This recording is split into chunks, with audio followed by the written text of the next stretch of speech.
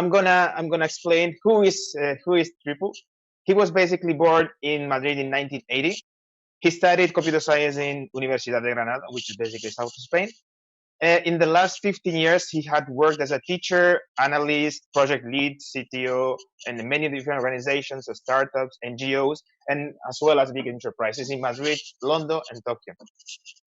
His main interests are open source softwares, Linux, open systems, graphic computer science, UI, usability, web technologies, and JavaScript. A lot of technologies here.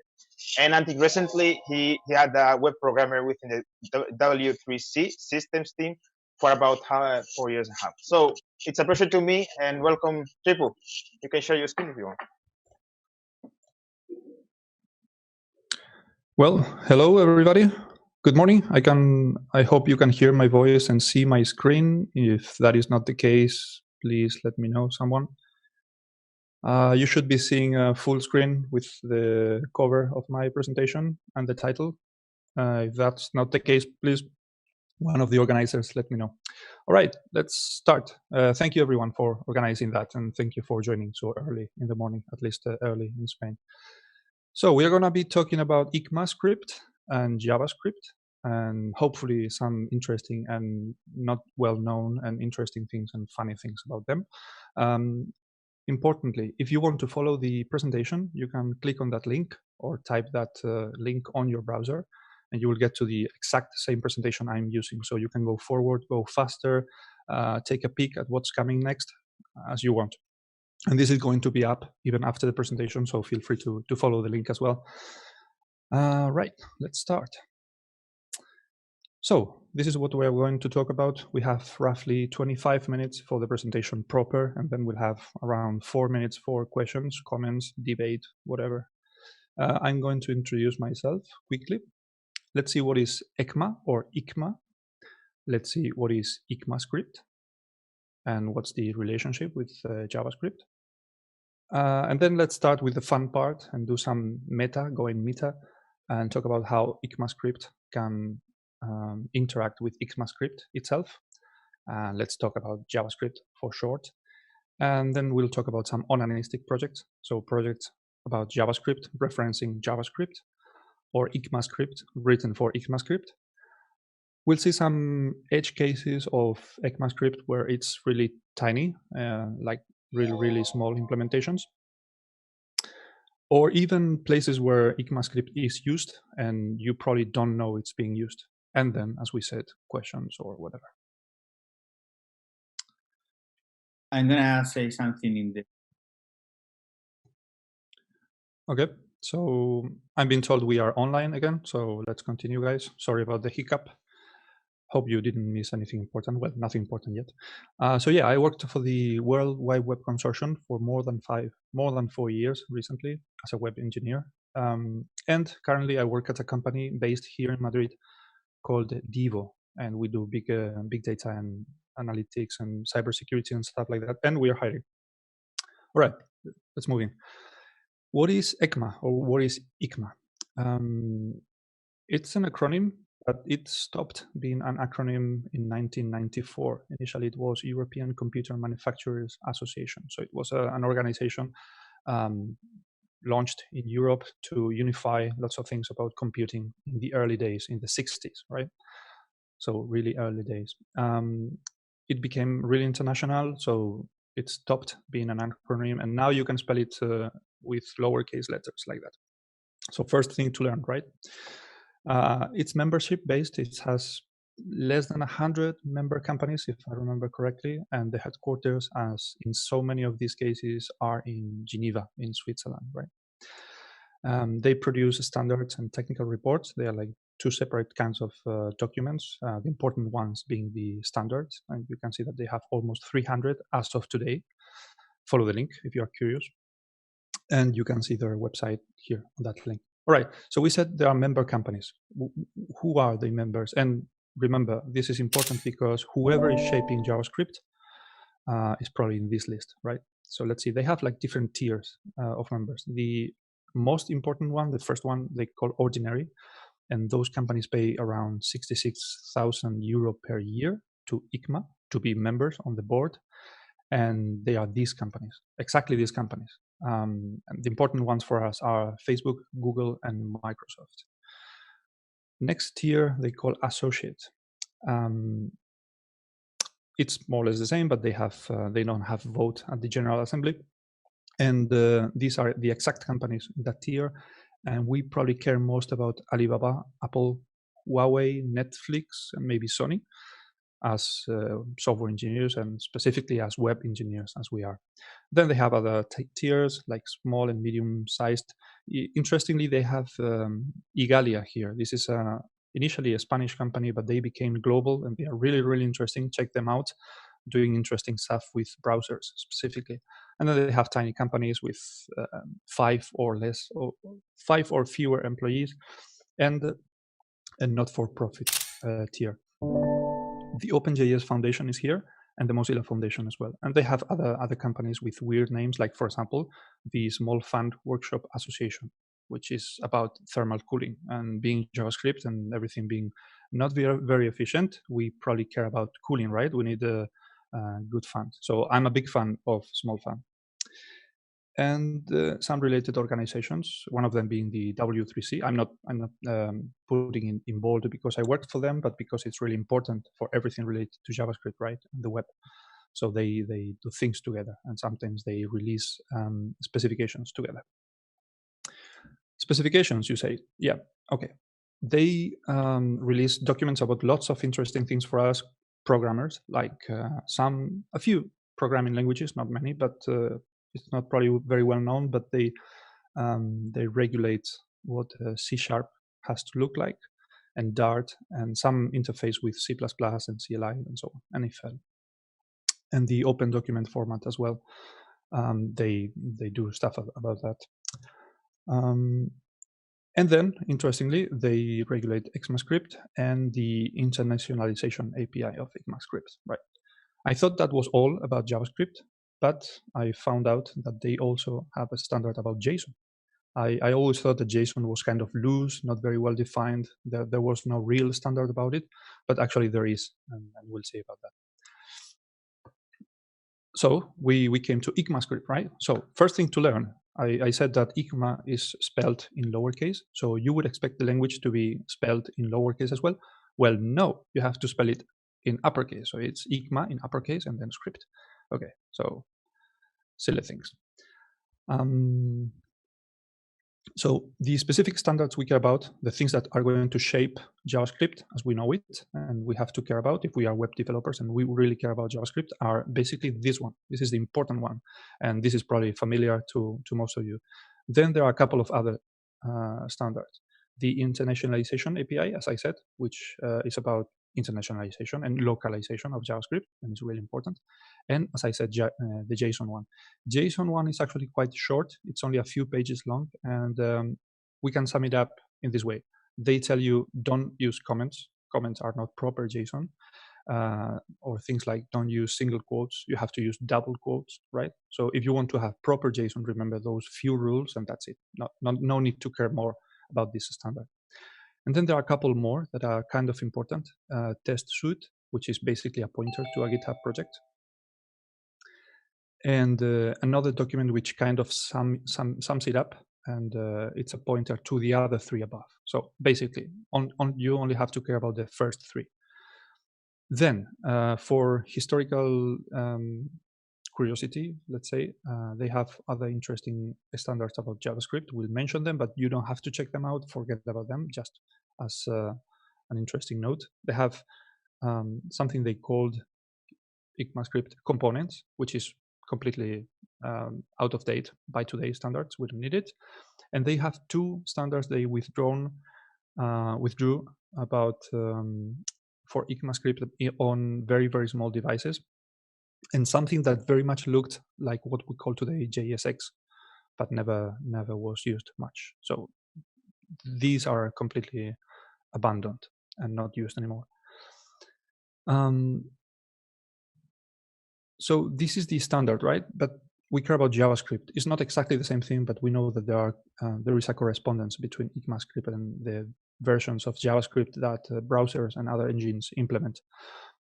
in the old days, we had chaos. We had basically this. This is like a timeline from 1997 to 2014, right? There are many gaps here, years when JavaScript was not redefined in any significant way, in any way, really. We have these versions. One of them, version 4, was even officially abandoned, so it never existed. The number is there, but there is no spec there.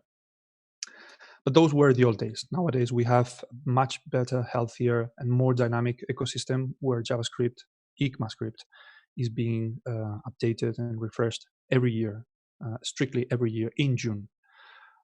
In the past, we had the ES6 or ES 2015. It's a bit messy. And up to 2 years ago, we have ES9. Okay, so the official designation is using the year, but everybody is using also the number. It doesn't matter, use any or the other. ES6 was still officially in PDF. Yes, you can find it on HTML on the site, but the official reference was in PDF. 1 year later, in 2016, ES7 was the first one that you have to check out the HTML to have the normative reference, right?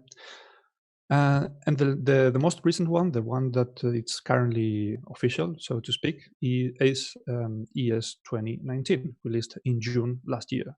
So if you are doing something cool with JavaScript and you really want to implement the latest features, this is the one you should be looking at, right? Of course, remember about compatibility and old browsers and old engines and all those things, which are really necessary as always. But this is the one you should be checking out. And in the future, in June this year, if COVID-19 lets us do our work, we will have a new version. It's always called Next, what's in the pipeline. And if you click on that link, you will go to the latest draft on GitHub. It's interesting that ECMA, as many other organizations like W3C, for example, has moved from a very closed model to GitHub. And now they are developing those specs, those documents, and the tests and everything in the open in GitHub on projects that anyone can join, contribute to, submit pull requests, issues, and so on.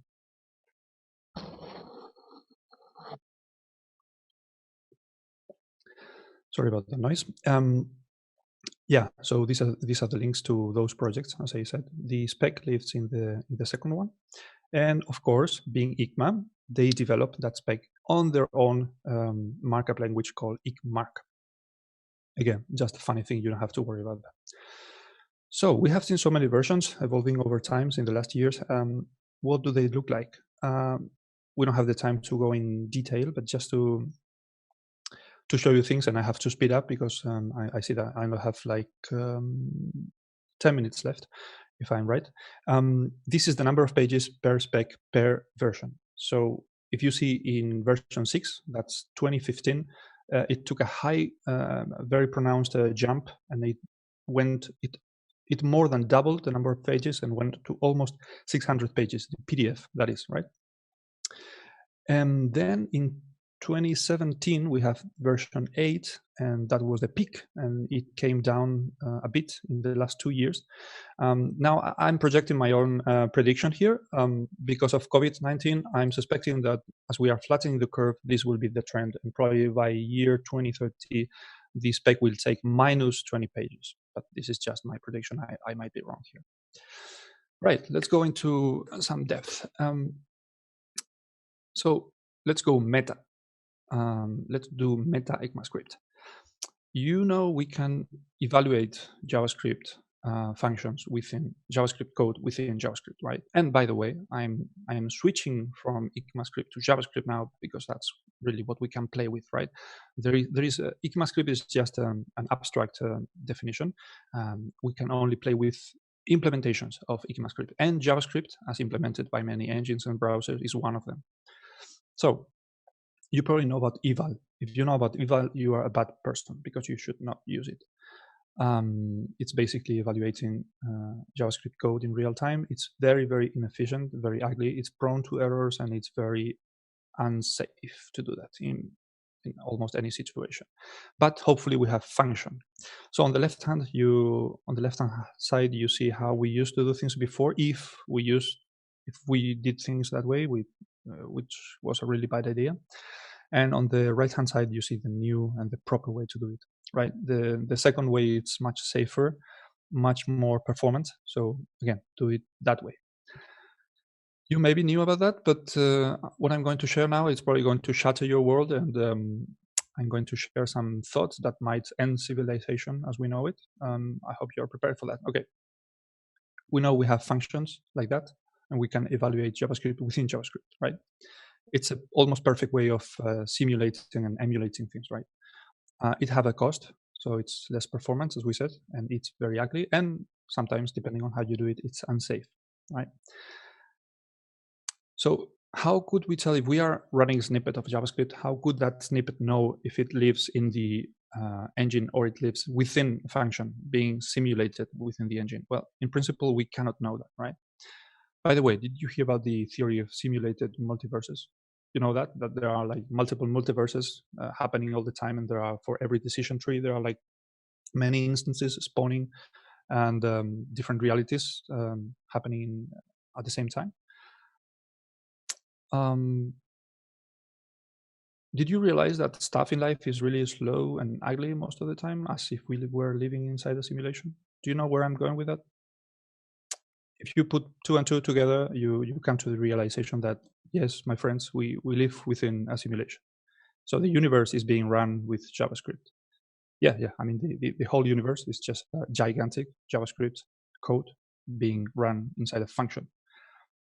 I know you cannot believe that. It's probably too early in the morning to think about these things, but let me present to you some evidence about my contention, my thesis.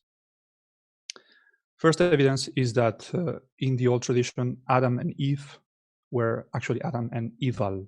Nobody knows that. I just discovered that by pouring into the old books. But you know, Eve was the evil one. She was the root of all evil. I'm sorry, this is the misogynistic way that the old tradition was, and I'm not saying anything bad about women. That's just the old tradition. But evil became Eve. That's just very clear. If you've paid any attention to life since you were born, you've probably realized that stuff is crappy and slow and ugly. So how could that be if not because it's written in JavaScript, right? You've probably known that you are not very strongly typed. So the reality doesn't have strong types. It has very weak and loose types. So how could that be enough, if not because reality is written in JavaScript, right? And finally, did you notice that many times you are missing a callback? You are supposed to receive a callback, but nobody's calling you back. So how could that be? Okay, so I know it's a bit controversial, but I hope that I've stated my case very clearly, and I rest my case here. Please give it a thought. Well, let's move on and see some onanistic projects. So the first section we are going to see, and I have 5 minutes left, it's project interpreters or engines written in JavaScript for JavaScript. So here we have 5 of them. Some of them, like the first one, just for historical purposes, not really being used much. Let me try JS interpreter for a moment so you can see what it does. I hope you can still see my screen. You should be seeing a snippet of JavaScript. This is, by the way, online. You can test it yourself. We can parse this chunk, and then the step button becomes active. And then we can step through the code. And what this is doing is basically going through the AST, the abstract syntax tree, and running the commands one by one, as you would do with a debugger, for example. So it's really interesting. If you click on run, it goes until the end, right? So this might be useful as an experiment, or to debug some things, or to do your own debugger. Then JavaScript, about JavaScript, it's interesting that in JavaScript we have like subsets or supersets or variations on JavaScript, like CoffeeScript, TypeScript, JSX. A less known one is EJX, which is a templating engine in JavaScript. I'm not using it. I don't know anyone using it, but it's there. It's out there. And of course, we use transpilers, although Babel defines itself as a compiler, but I think that's wrong. It's a transpiler. We have others, but Babel is still the predominant one. And it's really, really useful if you do much JavaScript. More meta-referencing. There are IDEs out there for JS written in GIS. A couple of them are well known, and they are based on Electron. which is basically wrapping a lot of HTML, CSS, and JS together in a self-contained standalone application. So Visual Studio Code and Atom. Brackets, which was popular for a time, is also written in JavaScript, although it's not using Electron. Going a step further and going to the cloud, there are some IDEs on the cloud entirely. So this is JavaScript being written on JavaScript on your browser, so you can write JavaScript within it. Code Anywhere is one. Here you have a screenshot. And the other one, really popular one, is Cloud9 by Amazon, right? And here you have a screenshot as well. It's basically an IDE within your browser, which if you stop and think about it, it's really amazing. I think I have 3 minutes left. Okay, going fast. And the ultimate example is this. So this is the oldest browser, complete with all its behavior and features, being emulated in real time inside a modern browser, which is my browser here, thanks to JavaScript. And JavaScript is the programming language of browsers. So this demo is going to be served in real time directly to you, to your browser via YouTube and using JavaScript. So this is really, really going through many levels of abstraction and meta, right?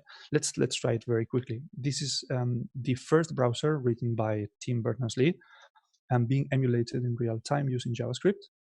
We can go here. This is like as if you would go to the address bar, and we can here type the StayAtHomeConf URL and open it.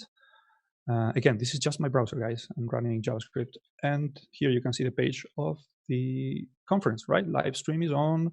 Here's my talk here, so everything works. It's really amazing. And very quickly now, let's talk about tiny ECMAScript. We have tiny implementations for small devices. Duct tape is one of them. This can run with as little as 64 kilobytes of RAM. You can try the demo here as well. It has a debugger like this. We set 64 kilobytes of RAM. We have also Espruino, which takes as little as 8 times less. So that's 8 kilobytes of RAM, really tiny. And it has a web IDE that you can install as an extension to your browser. And it's really designed to low power microcontrollers, you know, those little boards. You can really do something really interesting with it. But going even smaller, you have things like MJS. These takes, they say, less than 1 kilobyte of RAM when it's running on certain devices, on 32-bit devices. That's really surprising. But as you can expect, you have almost more restrictions than features here. They cut many features. They restrict what JavaScript can do a lot to fit into such a small device. And finally, before the questions, I just wanted to share with you some place where ECMAScript is used, and you probably never knew about that. In the last maybe 20 years, if you've been around, you may have used JavaScript a lot, and you don't ECMAScript a lot, sorry, and you don't know about that. And the answer is Flash. I'm really finishing now, so just 1 minute left. Yeah, Flash was written using ActionScript. The latest version, the most important one, was ActionScript 3, and Flash and Air used that. I personally programmed a lot in ActionScript 3 in the good old days. People poke fun at Flash today, but they were really advanced in some things. Yeah, we had, for example, 3D hardware accelerated 3D in ActionScript before it became popular on browsers, but Flash is dying. So we have I don't have the time to share with you, but there are a couple of very fun links here if you follow those links for ECMA discussions explaining or just mentioning that Flash is dying and nobody's using it anymore. And that's it. Some credits I have to put here for copyright reasons. And finally, time for some questions, comments, and debate. And let me say with you first that, as we said at Devo, my company, I'm not speaking on behalf of Devo. This is just my own view, my own opinion, but I work for them and we are hiring. So if you are interested at all, please follow the link and shoot me an email. Tripu.info is my website. And that's it. Oh, thank you very much, Tripu. Very nice one. So let's move on to questions. So I've got a couple of them. So the first one is, someone is asking if there is a way to exit the simulation, because you mentioned that. If there is a way, you mean? To exit the simulation.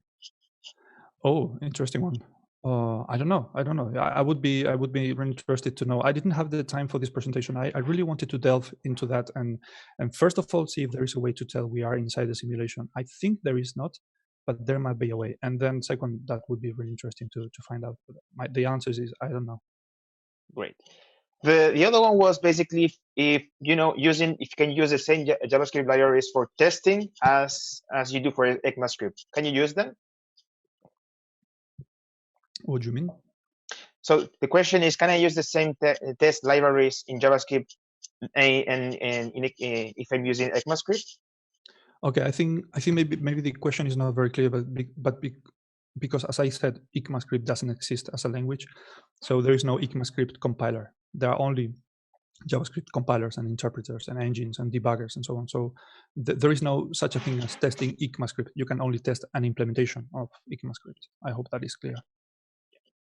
And the last one, it's basically a recommendation for beginners. It said, would you recommend to start like learning TypeScript or start straight with ECMAScript? Right. So you wouldn't the dichotomy would not be ECMAScript versus TypeScript. For me, it would be JavaScript, plain JavaScript versus TypeScript. And my own personal opinion is that it's always good to know vanilla JavaScript because it gives you the basics and it will let you learn many interesting things. And then you can move on to typed JavaScript with things like TypeScript. But I would always begin with vanilla JavaScript. But again, that's just my personal opinion. You will find many people telling you the opposite, fans of TypeScript. Great. So we got like another one. So let me just quickly, because still we have some time. What is the relationship between the W3C and the WhatVG? Okay. This goes beyond the topic of this talk. It's not really related to ECMAScript, but very briefly, okay, this is really complicated. And again, I'm not speaking for W3C or any other organization here. This is just my view. But WhatVG was created as a way of working on web standards faster and in a more agile way when the W3C was being seen as a bit too slow, too bureaucratic, and so on. So they did very, very interesting things like writing a live a version of HTML5 that was an evergreen document, a dynamic document being updated in real time on GitHub, and that was really, really interesting. For a time, they were competing, so to speak, or doing things in parallel. And a few years ago, they kind of reached an agreement, and then they are now working together. So the answer is they are working together as separate organizations with separate rules, and sometimes WhatVG feeds information to W3C, or the opposite happens. But it's way more complicated than that to explain it here now. Yeah, great, Tripu. So that's all. Thank you very much for your time, and your presentation was amazing. Thank you, guys. Thank you for organizing, and yep. Bye. Yeah, bye.